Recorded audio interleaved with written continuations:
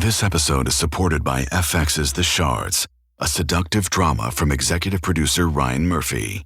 Set in 1980s Los Angeles, the series follows a group of glamorous, deeply entangled high school seniors drawn into a life of wealth, beauty, parties, and excess. At its center is Brett, whose reality begins to unravel when the arrival of a new student coincides with a series of mysterious murders. FX's The Shards premieres August 5th on FX and Hulu.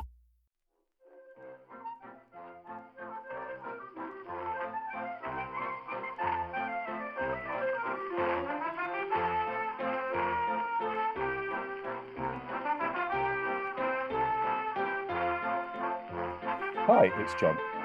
Hi, it's Andy. And it's Nikki. Hello. Hello, everybody. Hello, everybody. Welcome to our Backlisted Summer Reading Special.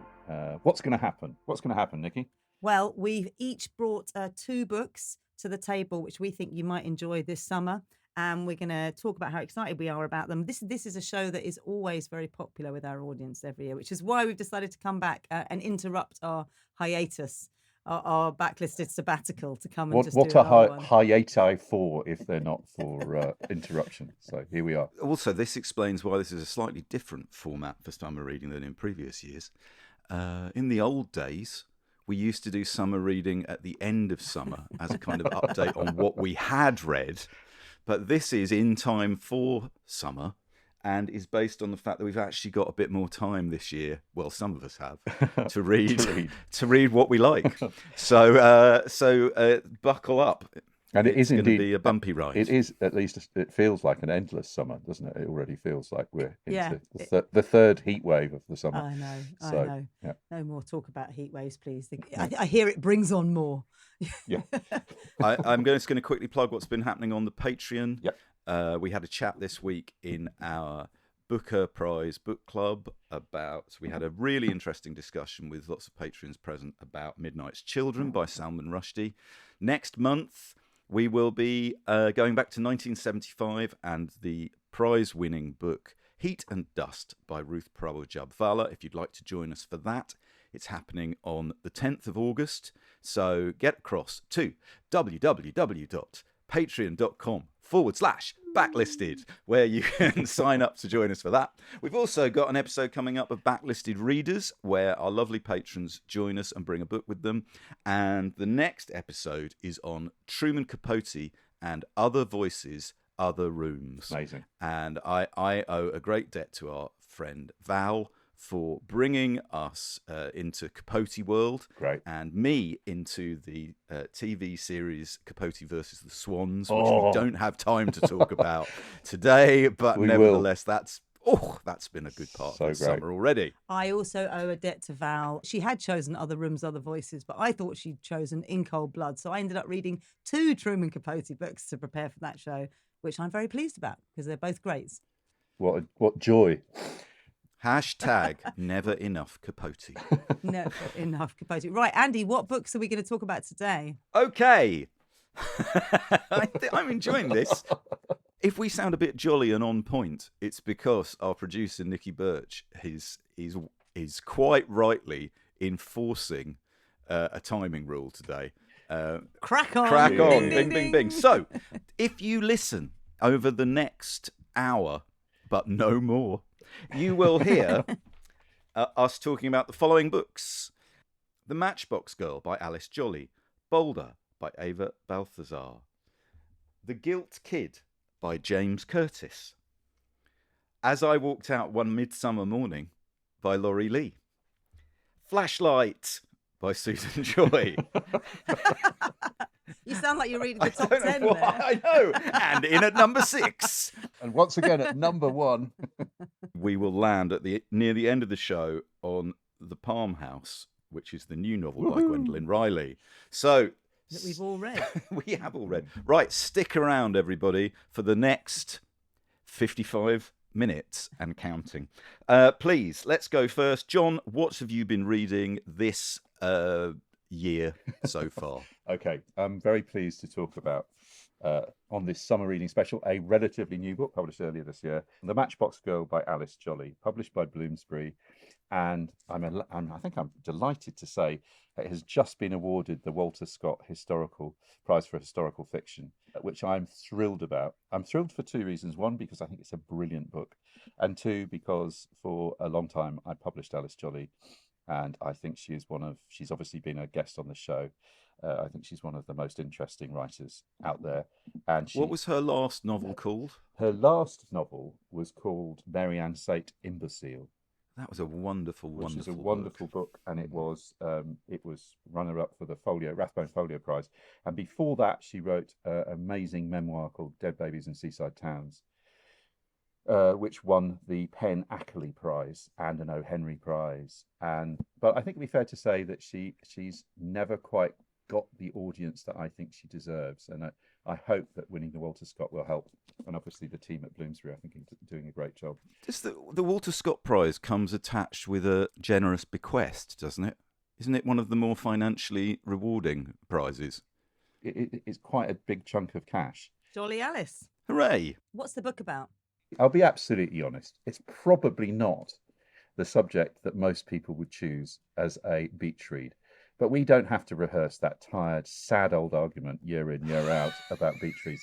It is, I think, however, a page turner. It is in that kind of extraordinary tradition of a book narrated by a child. And I'm thinking The Tin Drum. I'm also thinking books that were written more specifically for children, like I Am David by Anne Holt, or Emil and the Detectives by Eric Kastner. It is set in 1930s Vienna, and the narrator is Adelheid Brunner. And the thing about Adelheid is she doesn't speak. What she does, though, is she writes and she draws and she obsessively collects matchboxes. She is, as becomes fairly clear through the book, although it's never made utterly clear because it's obviously the whole book is narrated through her eyes, is that she suffers from a she is neurodivergent. I think we don't have to use the word suffer anymore. And she is taken by her family to meet a Dr. Asperger, who is a real person. And she goes to his famous Vienna Children's Hospital. And the story really is her perspective on one of the most fiercely contested, controversial passages in the development of child psychology. Asperger is extraordinary in that he doesn't just lock children away in asylums who've got educational challenges.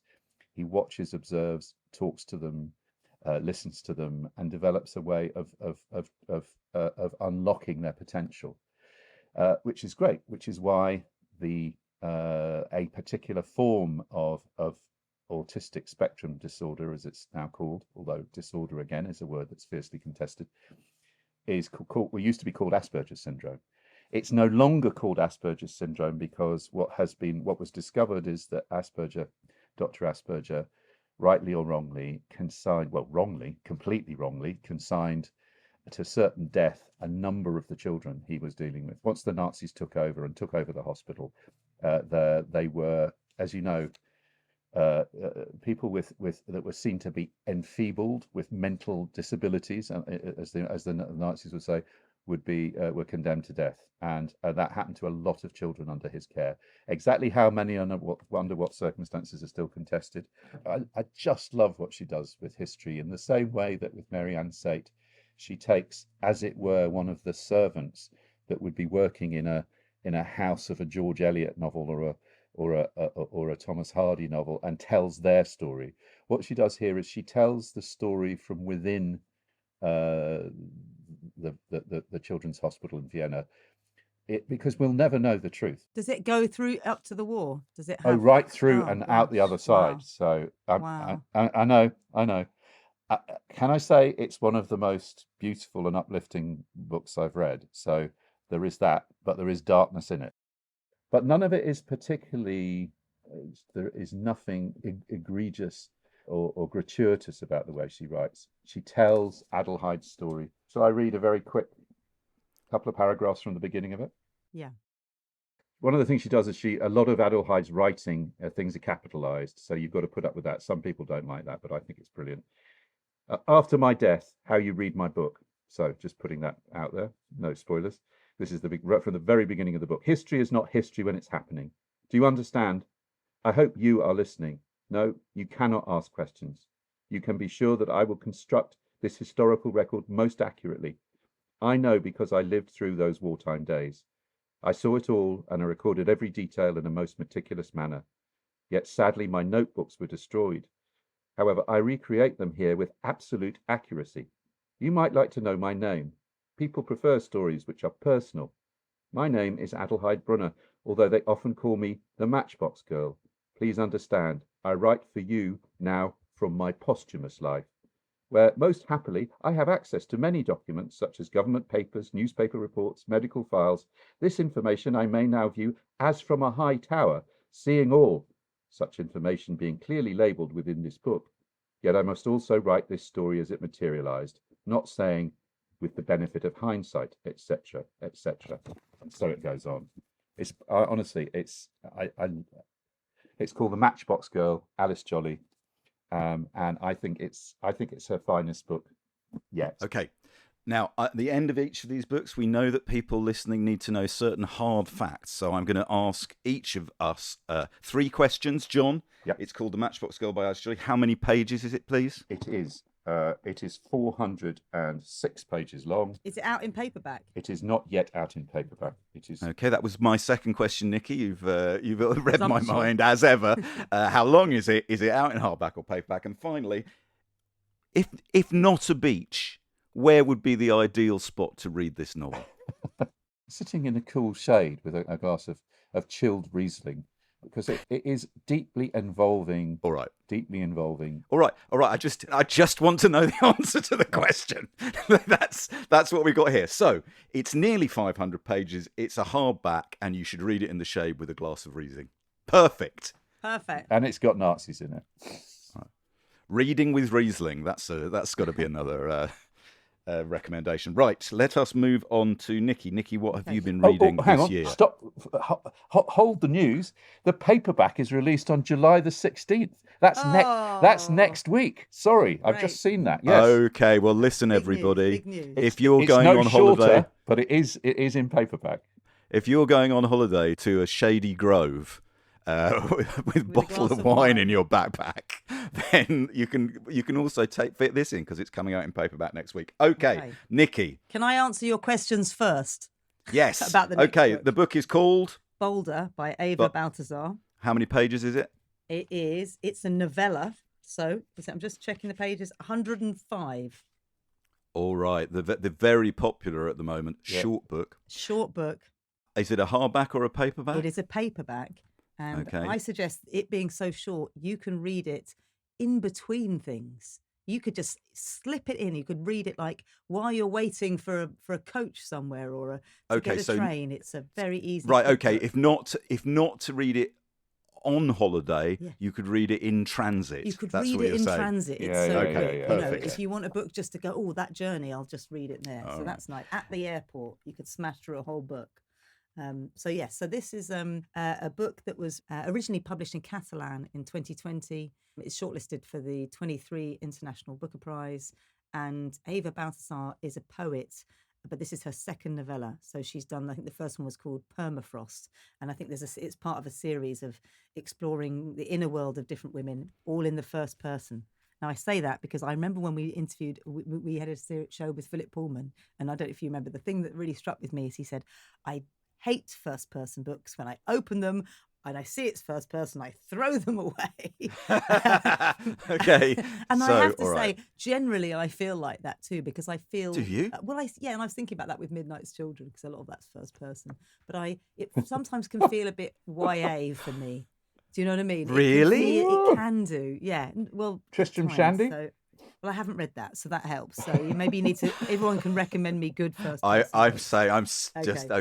on. Anyway, in this instance, I did carry on because it's only 104 pages, so I thought I'd stick with it, and I'm pleased I did, and it did kind of, I got beyond the first person. I'm not quite at Philip Pullman level, but I thought it has a bit of that in it. I would So say. what you're saying is, if Philip Pullman picked this up to read it, He would he chuck would be it able to away. throw it a long If- way. Yeah, because... if he was on, it's true. Yeah. If he was on the judging panel of the 2023 International Booker Prize, and Right, that's probably why okay. it didn't win.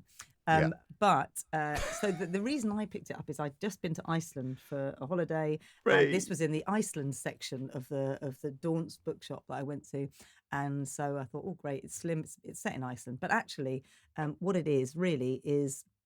I'd say it's not specific to Iceland. It's about a queer relationship between a geologist called Samsa and a Catalan woman called Boulder. She is the Boulder in question, and Boulder is working as a chef on a boat and has a free lifestyle where she doesn't really want to settle down, but she meets this woman Samsa in Chile when she's on the boat, and they have this very kind of messy, passionate relationship, and then Samsa gets a job in Reykjavik, so they move to Reykjavik and they kind of settle down, right? And the book is really about how Boulder can't really settle down.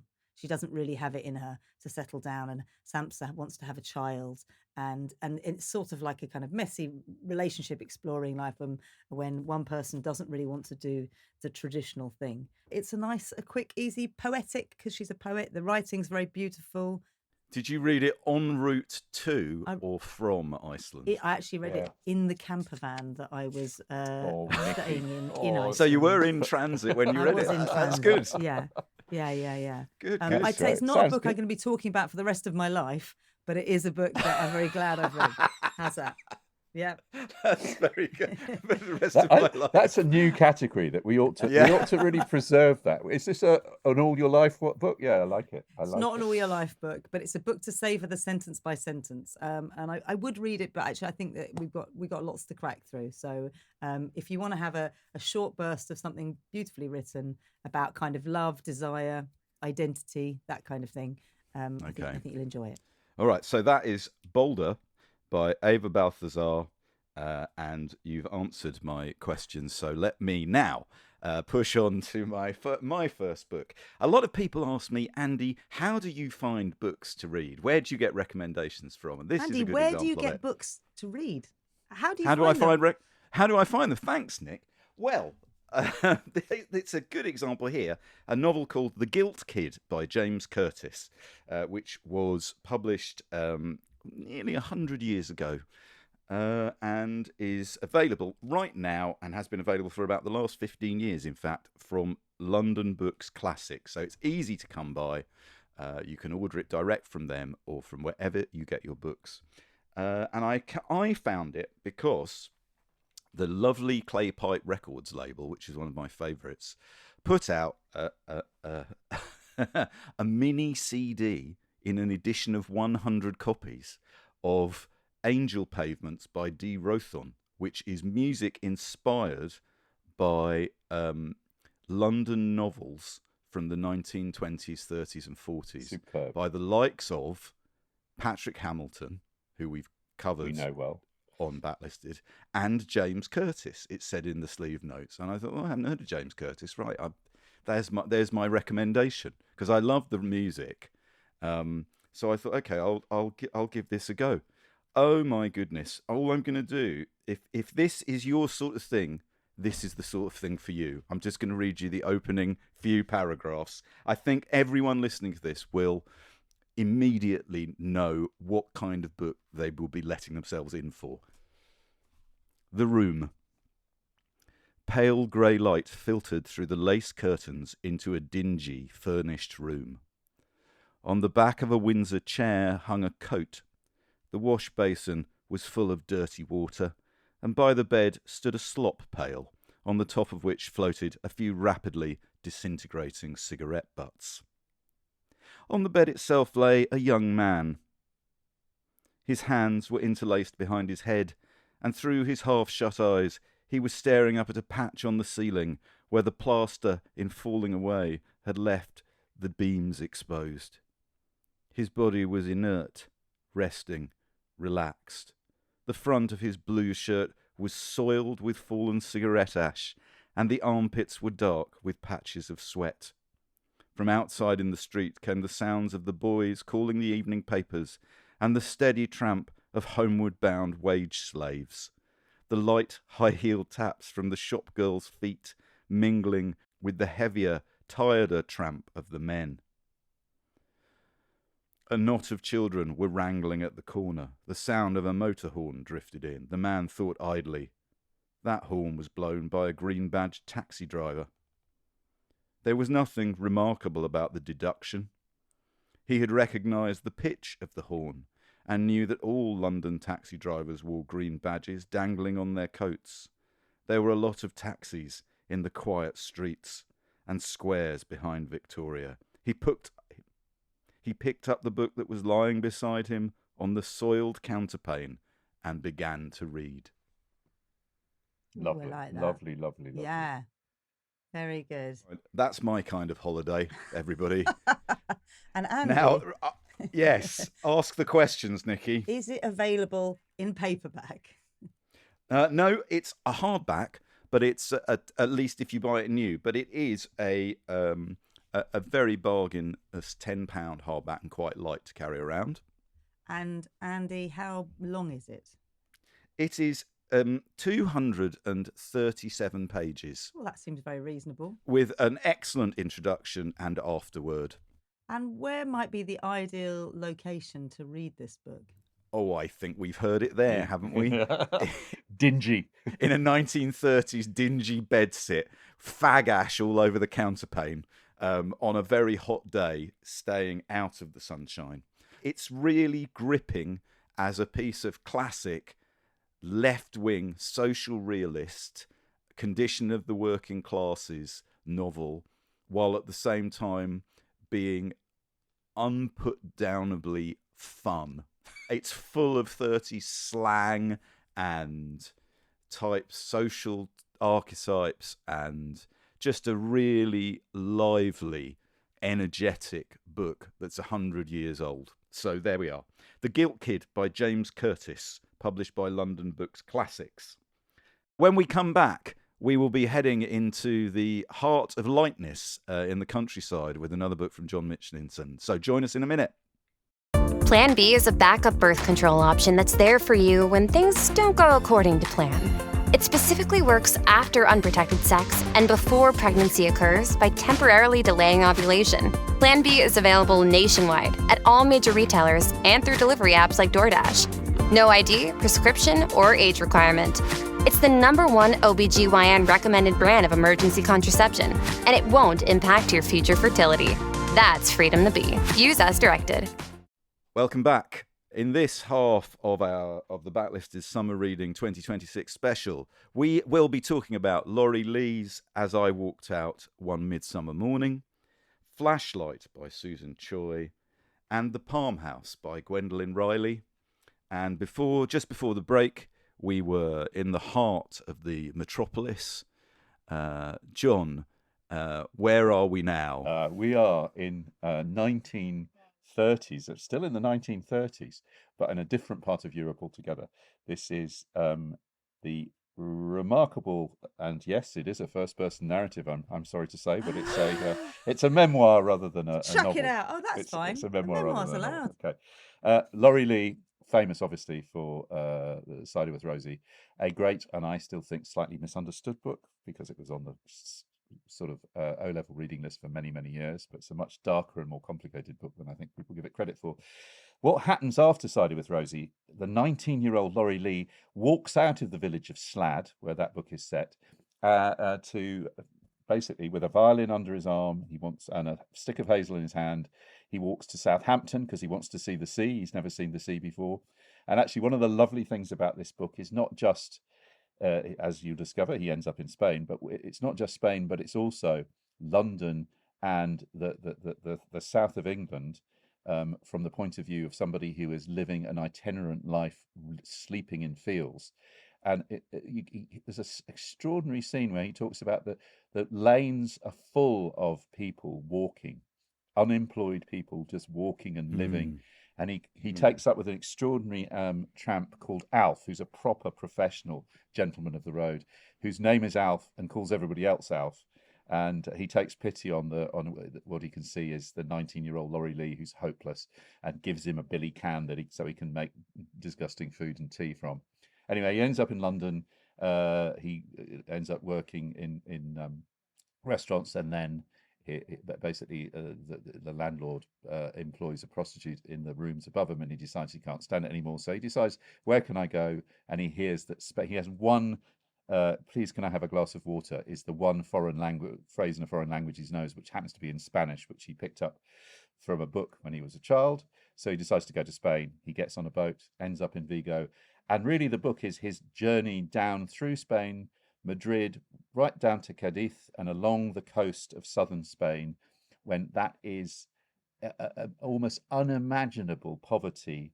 And I mean, I guess we use the word backwardness. It was just not in touch with the rest of the world. It was like, and there were no tourists, nobody spoke any English, nobody knew who he was or where. And he's there at the time just at the time that the Civil War starts to break out. So you get a very interesting first-person account of the beginning of the First World War. He's then shipped back to England, and the book ends. He comes back and he realizes he actually cares about the Spanish people he's left behind, and he cares about the Republic. And he goes back, as Orwell did, as so many, and crosses the Pyrenees back into Spain. And that's the story of another book. But this book, a couple of things. One, I've said, English. It's great about England in the 1930s. It's amazingly.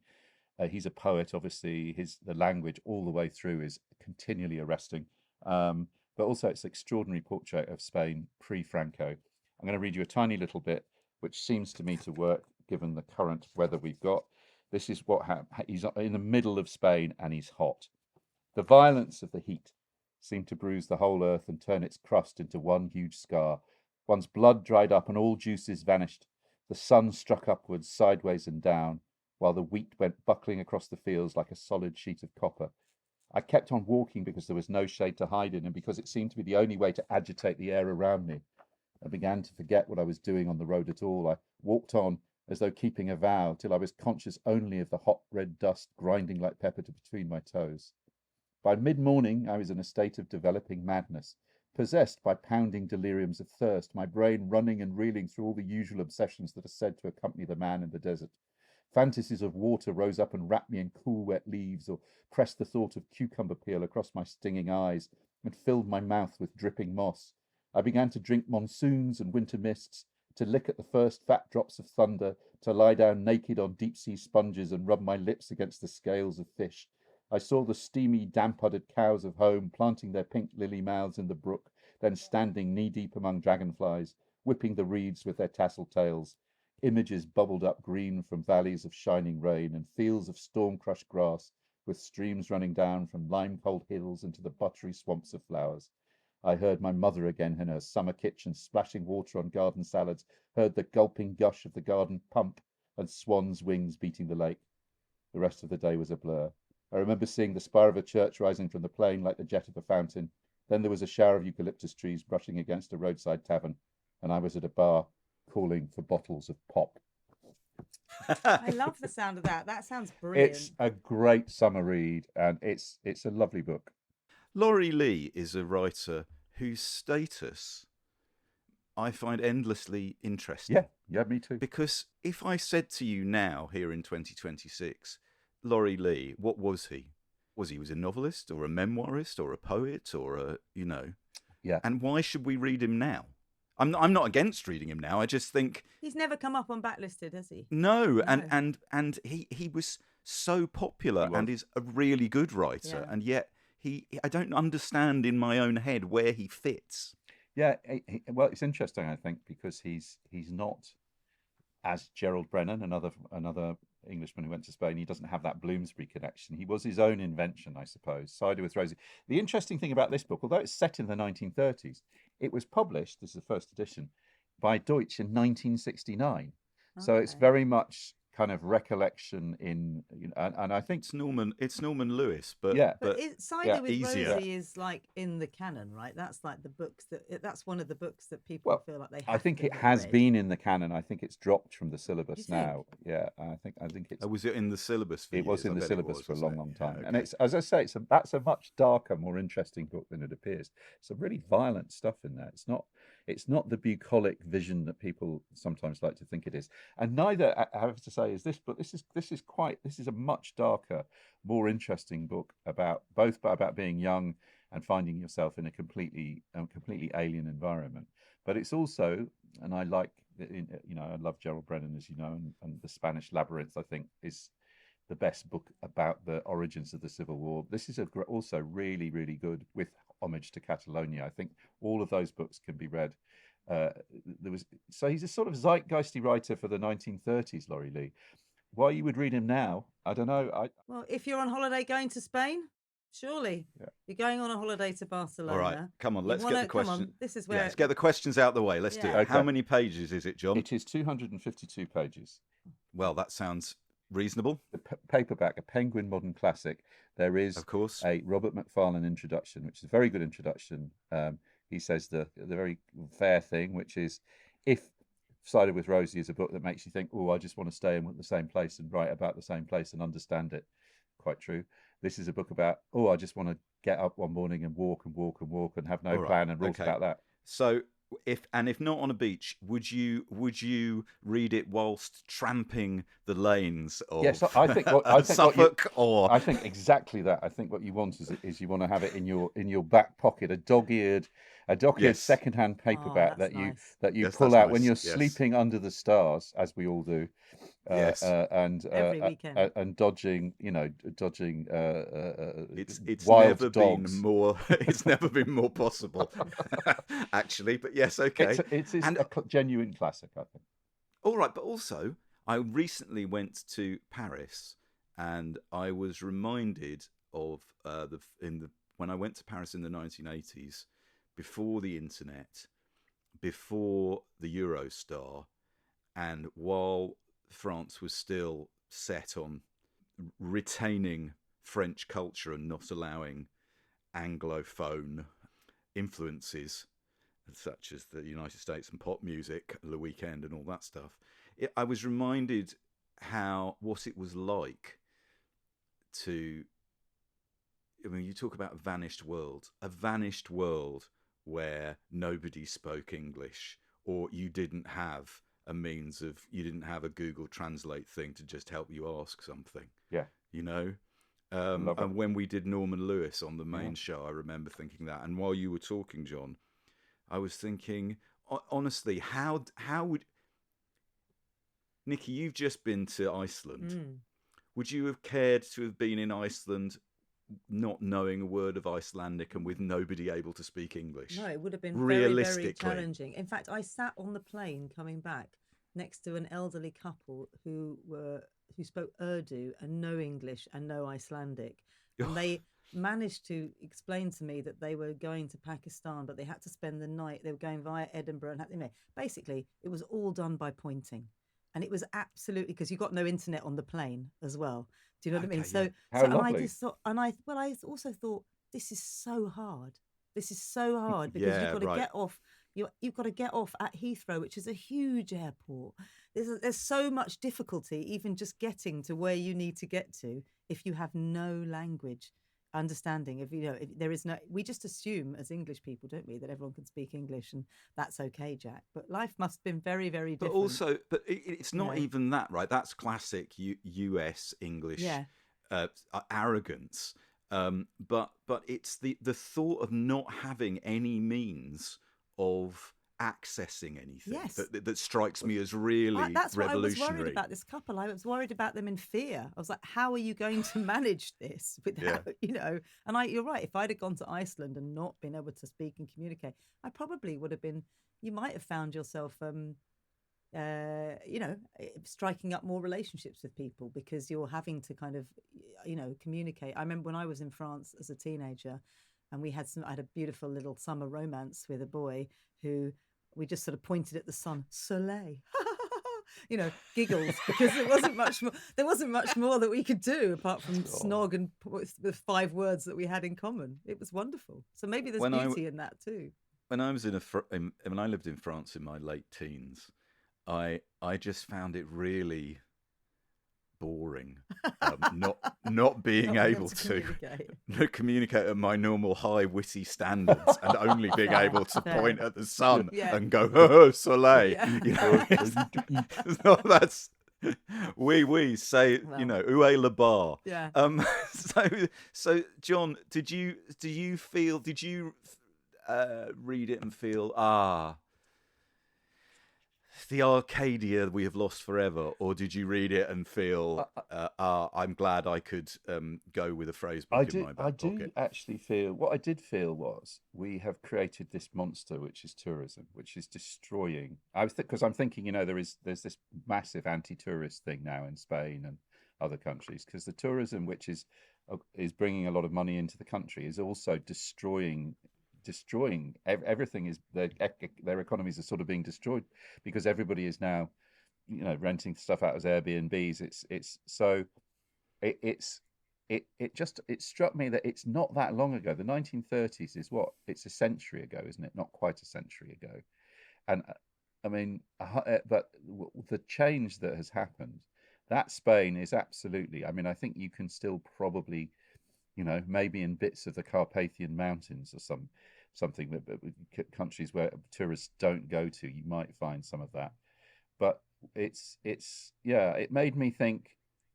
I love Spain. I love going there, but given the fact that we shouldn't be traveling because of using fuel, and all, the curiosity about other cultures, which is on one level a good thing, has led to something that I think is that we all need to look and say, do we need to make these trips? I think that's really true, John. The ever-present menace of tourism. Also, I'm really struck by how difficult it is to get away from everything now. It's really hard. Nikki, there's no Glastonbury this year in 2026. They're doing that year where they have a fallow year, something to regenerate the land. Yeah. My first 2-3 Glastonburys, the thing that really differentiates them from now is I can remember when there were no phones. And once you entered the Vale of Avalon, meeting people was quite difficult. You were but also you were sealed. Part of the magic of it is that you were sealed off from the outside world, and you would emerge blinking back into the light on a Monday morning and find out that like famously John Major had resigned, or you had no. It was Michael you were Jackson cut off. Had died. That you was were another cut one. off, right? Right. I think it's time we went on to the next book. I think you're right. So, what the next book is, Nikki? It is Flashlight by Susan Choi, nominated for the 2025 Booker Prize. Shortlisted. Sorry, not nominated. International Booker? No, or the domestic. The straight up Booker. Okay, right. Straight up Booker. Shortlisted for the straight up Booker Prize. And I'm just going to say, this is a big holiday read. You want a big holiday read, this is the book. It's a book it's like a lit fiction book that you can get really stuck into.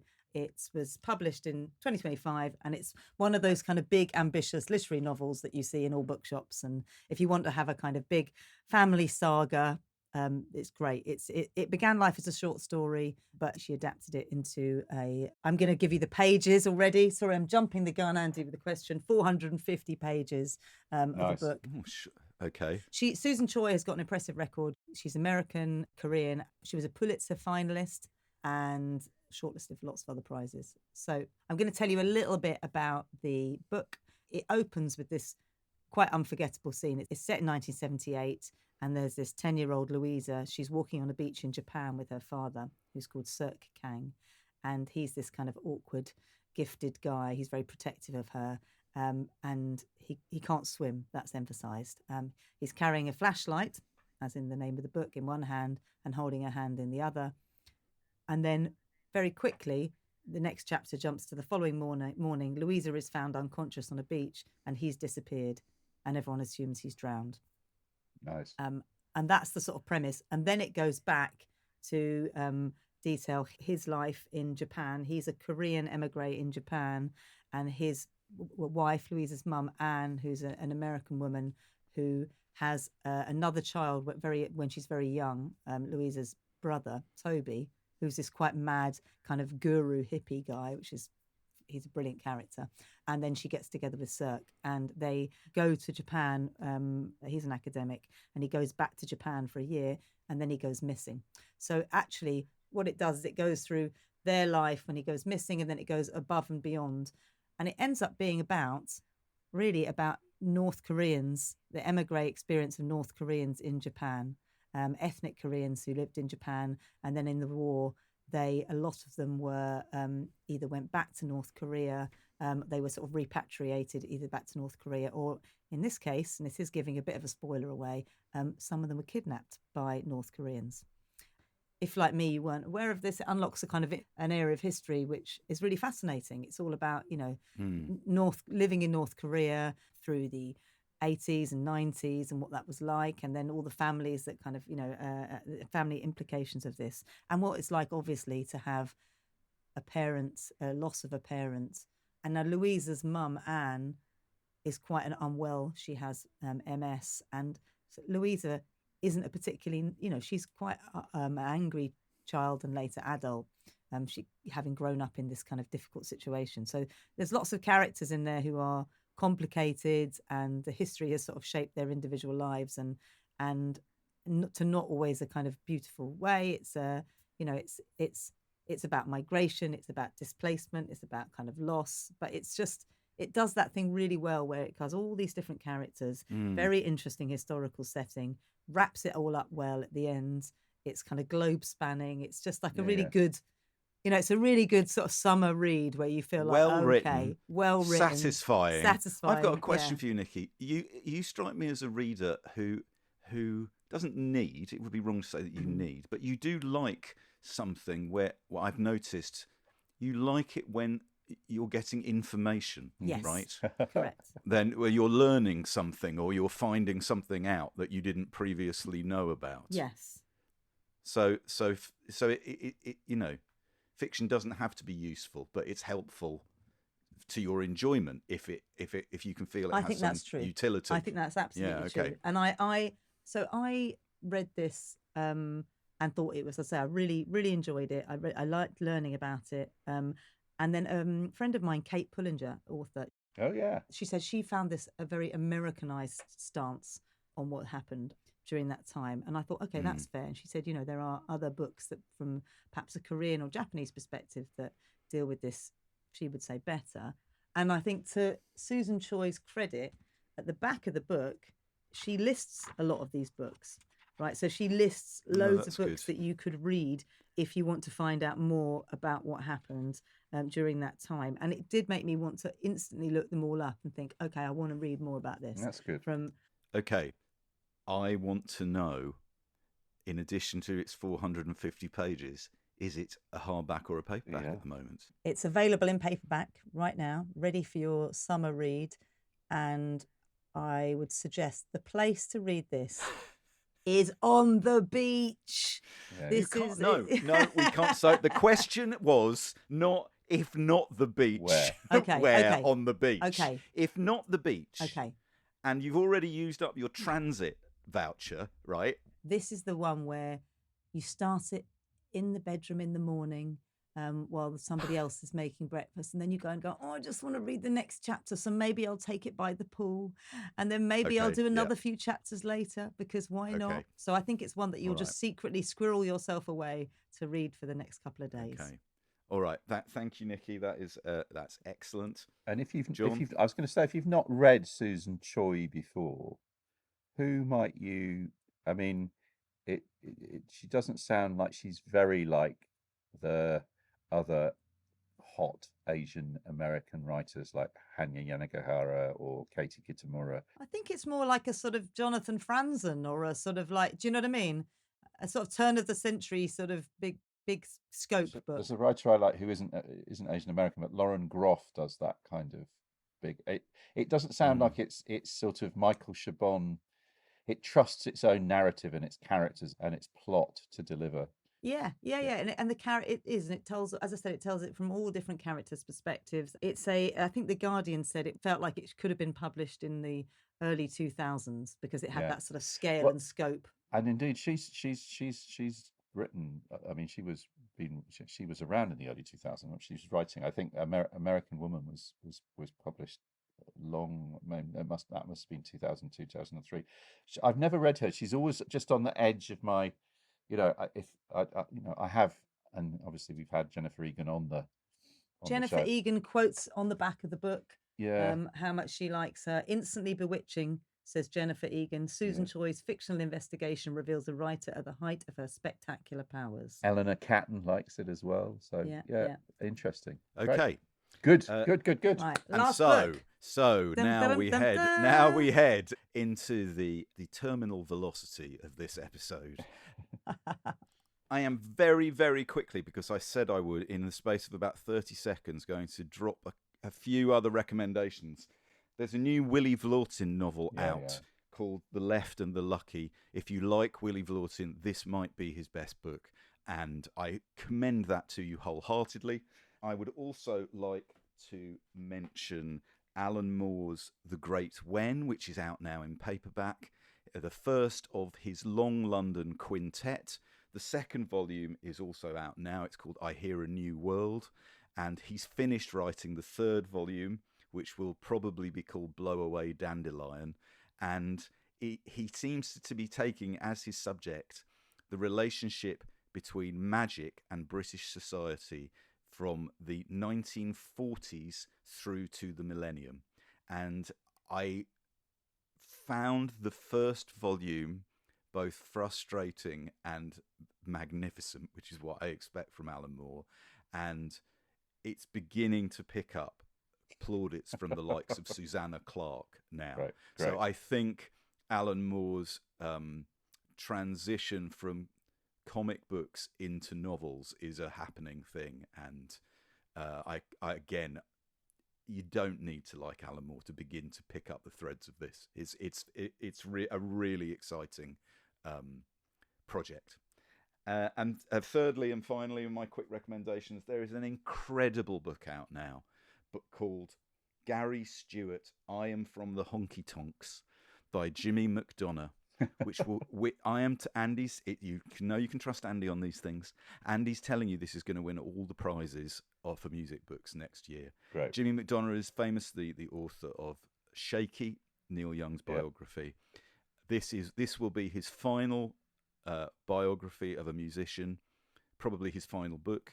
He's been working on it for 40 years. It's a total labour of love. Gary Stewart died decades ago. It's got interviews with Gary, with his family. It is jaw-dropping. There is something on every page that will make you go, whoa, this guy, if you look at the sleeves of his records, he looks like just another honky-tonk guy. He is the most feral rock and roll country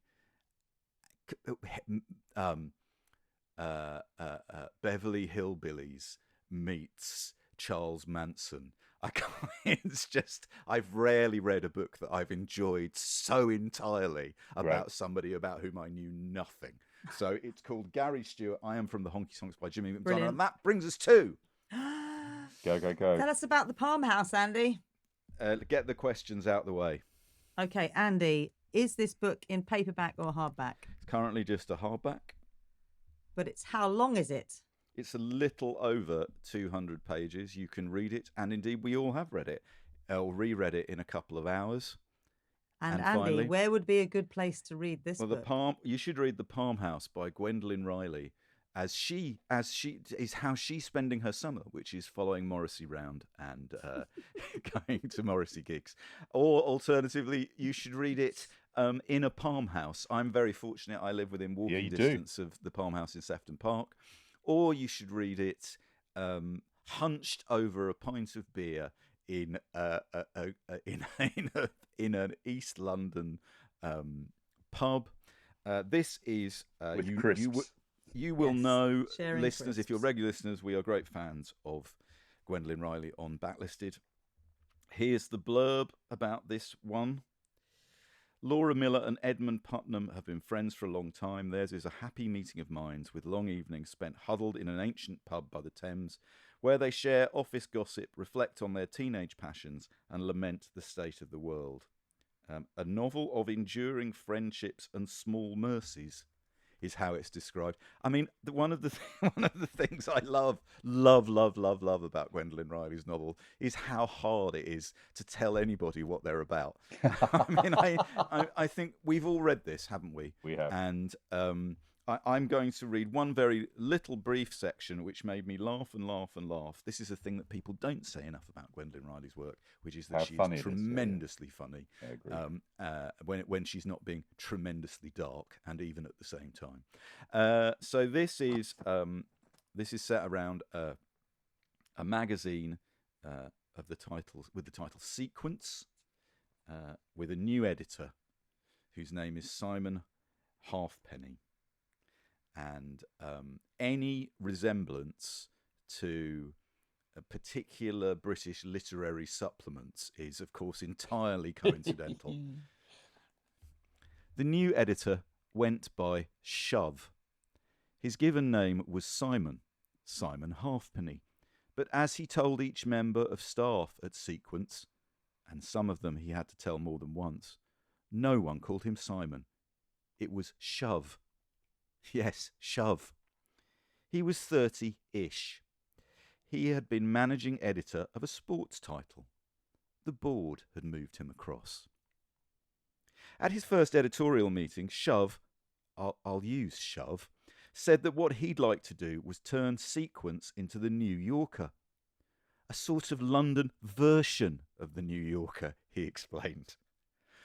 Putnam, drawing certain conclusions about this man's familiarity with either magazine, stopped him there. He did have to stop him there, he said, to explain that that was quite a long way from what they did at Sequence, from what they had been doing for more than 50 years now. Sequence had its remit, he said, and a loyal and sizable readership who valued it for what it was. Yeah, said Shove. That's great, of course we want to bring them along if we can. Well, they're already with us, said Putnam. That's the point I'm making. And forgive me, but people who want to read The New Yorker can read The New Yorker, can't they? It exists. Unless you want us to start doing a London What's On guide. Is that what you mean? Or cartoons? Forgive me, I feel I can't have understood you. Do you want restaurant reviews in Sequence? New sushi spots? Here Vic spoke up to ask if Shove had seen a certain piece in the latest issue by Caitlin Ross. Did he know her work? Vic thought that this piece really showed Sequence at its best. Serious, learned, sharp. That's great, said Shove. As long as it's not boring. That's our motto now. Sure, said Putnam, but that rather depends on what you find boring, doesn't it? I'm not sure anyone's ever accused us of being boring, said Vic. That's great, said Shove. We don't want them to. But they haven't, said Vic. Well, exactly. There we are. We're on the same page. I mean, okay, it's ghastly, right? It's absolutely ghastly people. But chronicled so well. Yeah. Her ear for dialogue is unmatched.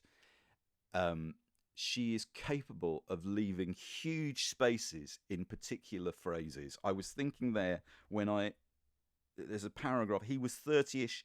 He had been managing editor of a sports title. The board had moved him across. Yeah. It contains whole worlds of information and politics there. Behind it, yes. So yeah. did you both enjoy The Palm House by Gwendoline Riley as much as I have done? Yes. Although there are bits in it that are seriously difficult and unpleasant. The grooming by a comedian.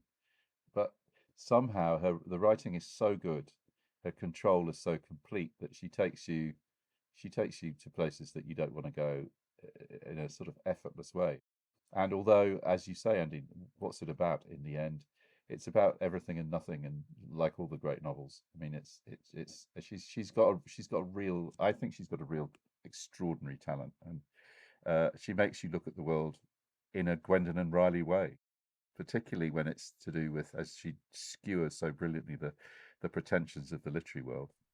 Nikki, what did you make of it? Because I can't remember if you read My Phantoms, which is her last novel. Or not. I read both yes, you of did, them, didn't yeah. you? That's right. Yeah. And I enjoyed both of them. I would agree. It's not.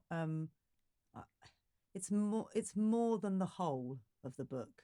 Like if you're looking at it as what happens in this book, as you said, not a great deal, but also lots. And it's not a book where you say, oh, and it's a story of this, this, and this. It's about those scenes in the book. It's very much about the scenes that she creates. That's right. Yeah. And the language that she uses, as you said, Andy, what happens behind the language as well, because there's so much in it that is sort of shown but not actually said. And it's very, very, like the grooming thing, where she's not saying to you, this is awful. She's just saying this happened. And you are left to judge how it gets played out and what happened, and how you feel about it. But it's not wrapped up into this kind of clever, and at the end, wow, I've understood more about how the world works. It's not about that. It's, as I said, it's about those scenes and about the incredible use of language, and that makes you just feel like you're in them. You're really in them. I think it's right. It's terrific, and I'd really like to. I think it's a book as well that I could probably read again in 2 years' time, having forgotten it all, and enjoy it all equally all over again. Okay, so I'm a great believer with her work that it represents excellent value for money, because in order to read it properly, this novel, you have to read it twice. Right. And I guarantee that what you've read the first time will not be what you read the second time. I absolutely guarantee. It's almost a cliche now to say that. I found that with her other novels, and I really, really found it with this one. She says, I went to an event she did, and she said, look, the thing is, you could read this in a couple of... She said at the event, she said, you could read this in a couple of hours, and I'd like you to, but I'd also like you to know that it took me 4 years. So all those things that you're gliding past or over, so which I hope seem so easy, have taken... They're very considered. Yeah. Literally thousands of hours of consideration, contemplation. And I saw some criticism. There's some criticism of her. There's a little, you can tell she's getting into under people's skin, because there's a little bit of a backlash going on where I've seen people saying, well, I don't get the hype, or I don't understand why people are gushing about this. And I want to say, well, there isn't hype and they aren't gushing. It's what happens when people like something and they tell other people about it, right? There's probably a writer those people like, which they would think, well, that they recommend. Well, it's not gushing, is it? I think the last thing I'd like to say about her, and then we'll move on, is for such a literary writer, I think you need to have experience of types of art other than literature to really understand what's going on. I think she draws on, of course, many novelists, some of them fashionable, some of them unfashionable, but I also think she draws on music. Morrissey, we mentioned. She draws on stand-up comedy in a very interesting way. Yeah. It's all to do with ear, observation, rhythm, all those things, right? So yes, that is The Palm House by Gwendoline Riley. It will cost you, let's just say, while it will cost you $16.99, you're going to read it twice, so you can halve that. It's like £8.50 per book. So there's that. Should we just recap? There's been some discussion on our Patreon about why the book is called The Palm House. All I'll say is I don't really understand why My Phantoms was called My Phantoms, and I don't really understand why The Palm House is called The Palm House, but that's part of the fun. I think she's giving vibes there, Gwendoline, and then it's up to you to interpret as you see fit. Yeah. And I mean, I suppose you could say there's the sense to which the protagonists are fragile blooms who can thrive under glass, but if you break the glass, the emergency is on them. There you go. That's my. I just wonder, given her Liverpool setting, Andy, whether it's just there might be that little nod to the part. She absolutely denies it. Does she? But then she would. would. Of course she would. She would do, I love wouldn't it. she? So anyway, okay. Well, this was really fun. This is great. This was really fun. Aw. If you want to read other theories about why the Palm House is called the Palm House, they're available on our Patreon.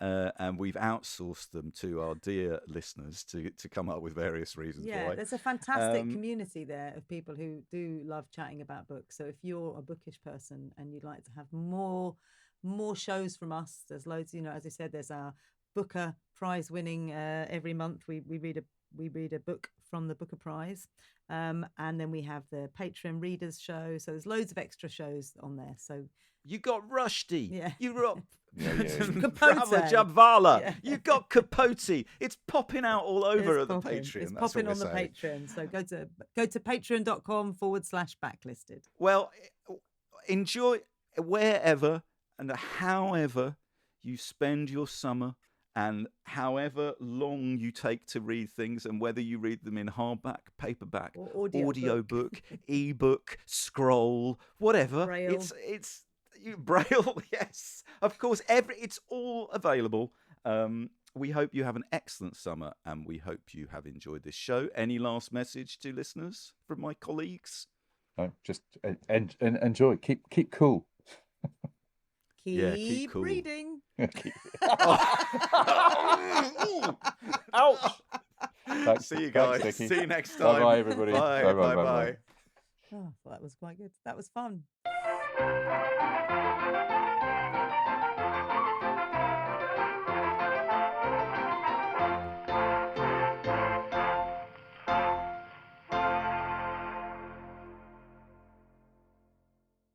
Hi, Ryan Reynolds here for Mint Mobile. Are you looking for a beach read this summer? May I suggest your big wireless bill? It's got suspense, mystery, a slightly flat, emotional arc, and a shocking twist where you realize you've been overpaying the entire time. Fortunately, though, Mint's story is better. Every plan, $15 a month, even unlimited. That's it. Happy ending, 0 tears. Give it a try at mintmobile.com/switch. Upfront payment of $45 for 3 months, $90 for 6 months, or $180 for 12-month plan required. $15 per month equivalent. Taxes and fees extra. Initial plan term only. Greater than 50 gigabytes may slow when network is busy. See terms.